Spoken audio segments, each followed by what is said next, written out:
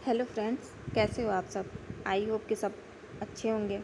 दोस्तों, जीवन एक बार मिलती है और हमें अपने जीवन में कुछ ऐसा करना चाहिए कि लगे कि जीवन अच्छे से जी लिया है।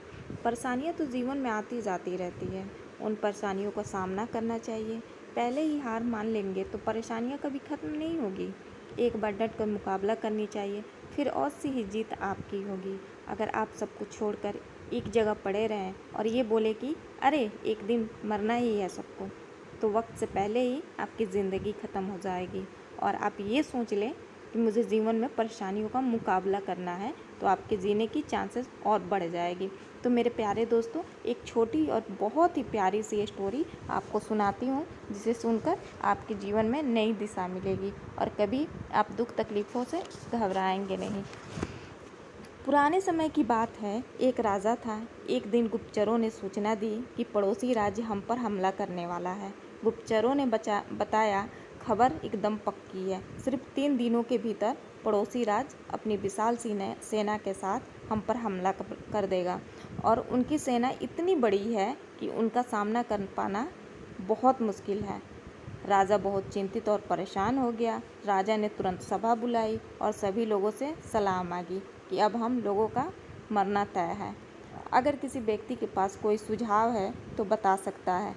राजा के चतुर मंत्री ने कहा, अब जब जान पर बात आ गई है तो इसका एकमात्र उपाय है कि हमें आज ही, अभी ही, इसी वक्त पड़ोसी राज्य पर हमला कर देना चाहिए। राजा बोला, मंत्री, हमारी सेना बहुत छोटी है, हम उनका मुकाबला कैसे कर पाएंगे।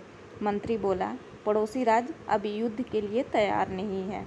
अभी उस राज्य पर हमला कर दें तो वह संभल नहीं पाएगा और हमारे जीतने की कुछ तो संभावना बनेगी।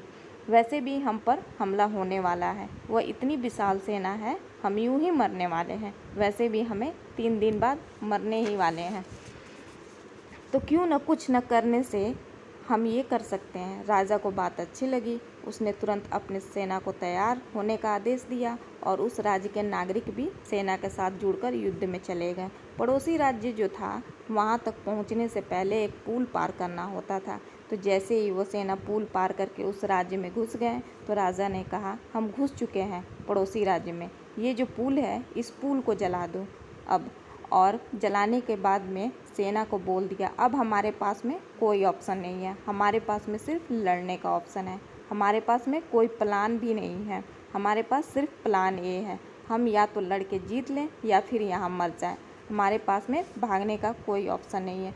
सभी सैनिकों ने अपनी पूरी क्षमता के साथ में लड़े और पड़ोसी राज्य की बड़ी सेना को उन्होंने हरा दिया, इस एटीट्यूड के साथ में कि हमारे पास कोई ऑप्शन ही नहीं है। इस स्टोरी में मैं ये बताना चाहती हूँ, अगर आपके पास में प्लान बी नहीं होता है, आपके पास सिर्फ प्लान ए होता है, तब उसके पूरे होने की संभावना बहुत अधिक होती है।